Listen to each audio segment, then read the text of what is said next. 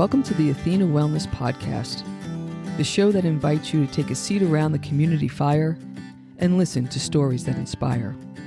I'm your host, Kathy Robinson, author, coach, and founder of Athena Wellness, a company that helps you live well and live long so you can do the things that light you up with the people you love. Hello, and welcome to episode 16. Thank you so much for joining me for this shortened Wellness Wednesday episode, a little midweek boost to help keep your warrior vibe high. In episode 15, we talked about journaling for well-being, reviewing the benefits and the basic how-tos. Today, I'd like to focus on how to deepen that conversation with ourselves and our lives. So sit back, take a nice long breath to ground yourself in presence, and let's get started. I usually journal in the morning. I use a hard-covered notebook with a pen clipped in the wire spiral that I keep on my bedside table. It's not unusual for me to write a page or a paragraph at 5 a.m. while sipping my coffee and greeting the day. I always start my entries with the day, date, and time in the upper right-hand corner of the page, take the first thought that bubbles up, and begin writing. Inevitably, I wind up in a place very different from where I started. Those unconscious leaps are gold for me. It's what's kept me going through the decades to uncover new insights and learn something new about myself. I like activities that show me who I am in ways I haven't witnessed before. It's what was so alluring about endurance sports when I began exploring them in my 50s. Whether it was back-to-back 100-mile bike rides, or running an ultra-marathon, or doing a 5-day fast, these are all activities that are not about competing against others. It's about learning something new about yourself and seeing what you're capable of doing. It's been my experience that when you come face to face with yourself at a critical threshold, some point of physical, emotional, or mental depletion, and sometimes all three, not only do you realize you can complete what you set out to do, but you get a clear view of what's beyond the imaginary boundary you thought you could never transcend. From your new vantage point, you can see what you're truly capable of with such clarity and vibrancy and intensity, and it's so much more than you ever imagined. You reset your view of what you once believed was possible. In similar fashion, writing takes stamina and endurance. It has the qualities of an ultramarathon versus a 100-yard dash. It's the same invitation to find your inner edge and peer beyond it.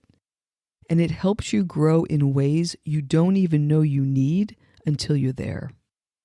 And I can tell you, the view is beautiful, and you find yourself in the company of others who are fed and wired in a similar manner.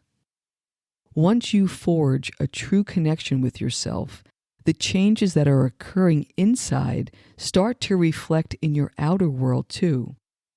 You begin to seek the same truth in others, and those folks not only become your friends, but know you in ways that others can't, because they've also made a choice to travel similar terrain by deepening the conversation with themselves.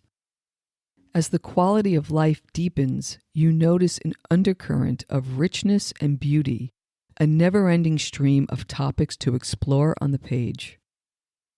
So how do you begin to deepen the conversation with yourself?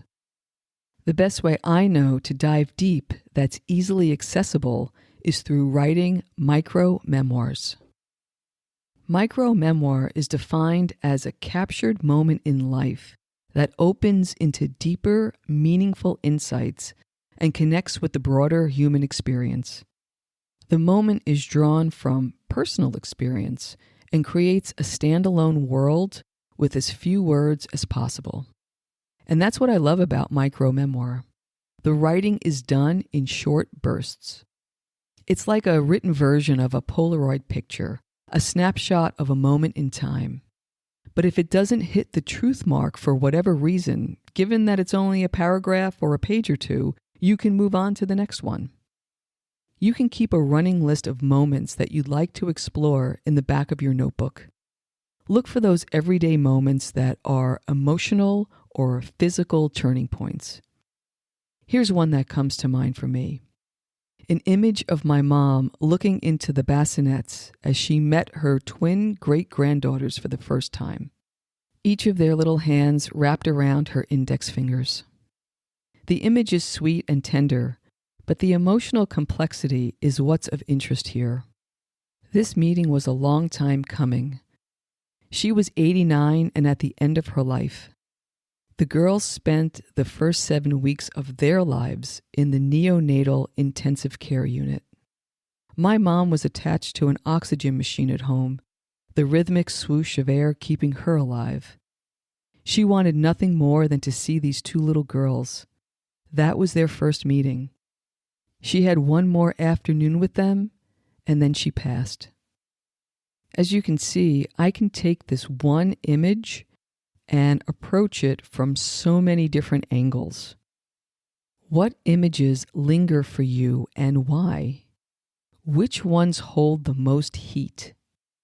An image can be a moment of clarity or a choice made. It could be a key realization or an observation. It could be a scene or even a snippet of an overheard conversation. Something brief and clear and compelling. That moment you knew the relationship was over. Walking out of your childhood home for the last time before it's sold. Seeing the night sky for the first time miles away from any city light. You get to fill in the details and emotion, and in doing so, you reveal a bit about yourself in the choices you've made and the lessons learned. Once you choose a moment to write about, approach it like a photographer. Take a moment and compose the shot. You can choose to zoom in or zoom out. Take a macro view or go wide angle. You can focus a bit on the background to give the subject some room, or you can even put the subject a bit off center. Different angles will give you different outcomes and different points of view. These moments are less about reporting what happened and more about interpreting a feeling. They're a way in, a portal to discovery. And when we write about these moments with curiosity in how they make us feel, we invite mystery. And that's when you experience a magical leap or a surprising turn. In other words, a dive into deeper waters. I'd like to leave you with 2 quotes, one from an 18th century poet and the other from a 20th century journaling pioneer. First, William Wordsworth, which is an awesome last name if you're a poet. Wordsworth wrote, "Fill your paper with the breathings of your heart." And the second are words of encouragement from Christina Baldwin, who shares with her students what I wish for each of you. Her words are, "Write like heaven." Thank you so much for joining me and listening all the way through. I know there are many ways you can spend your time. Thank you for choosing to spend it with me. Until our paths cross again, be kind to yourself and show your warrior spirit some love. If you know anyone who could benefit from today's episode, please pass it on. And many thanks to all who have subscribed and left a review. It really means a lot and helps others find their way to our circle. If you'd like to access the show notes, have a question you'd like addressed on a future episode, or would like a transcript of this episode, visit www.athenawellness.com/podcast. Until next time, be well.